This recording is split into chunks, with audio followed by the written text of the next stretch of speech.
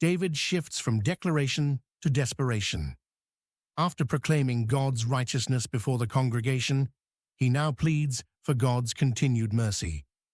Withhold not thou thy tender mercies from me, O Lord. Let thy loving kindness and thy truth continually preserve me. Psalm 40, verse 11.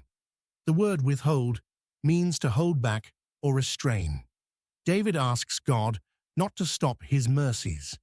The phrase tender mercies refers to compassion and pity. David does not demand, rather, he petitions. The phrase from me personalizes the plea.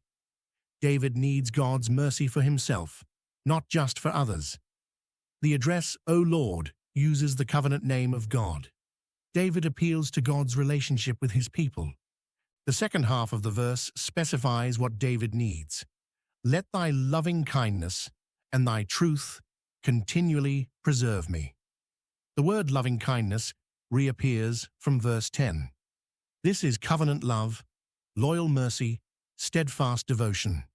Truth refers to God's faithfulness and reliability. David requests these two attributes as his protection. The word preserve means guard or keep safe.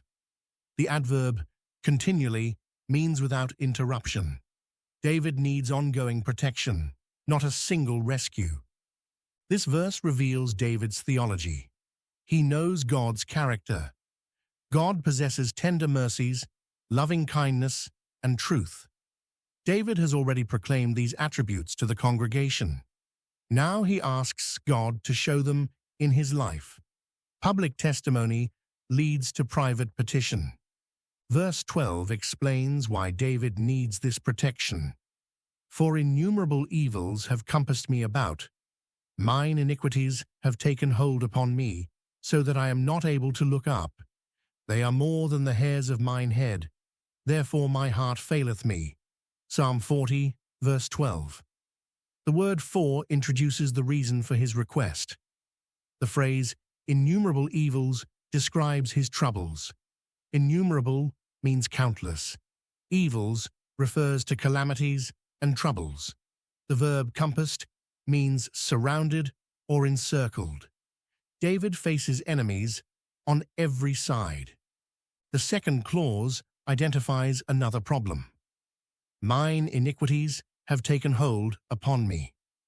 The word iniquities means sins or transgressions. These are not external enemies, but internal failures.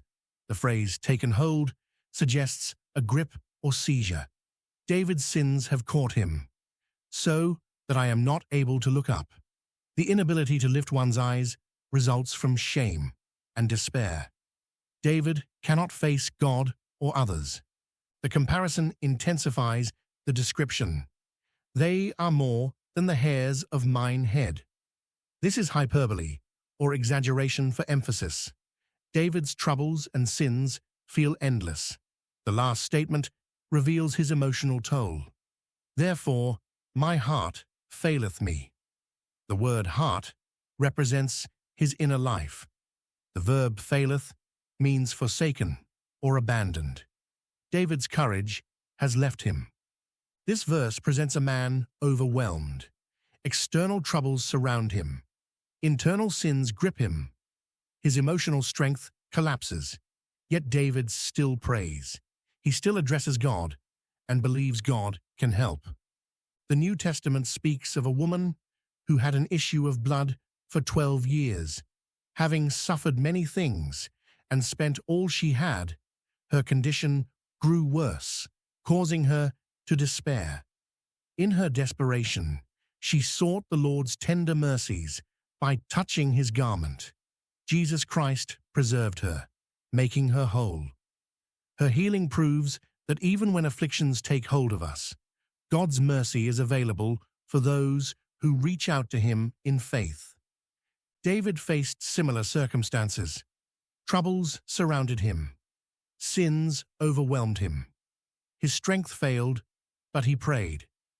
David asked for God's mercy. He requested God's loving kindness and truth, and he believed God would preserve him.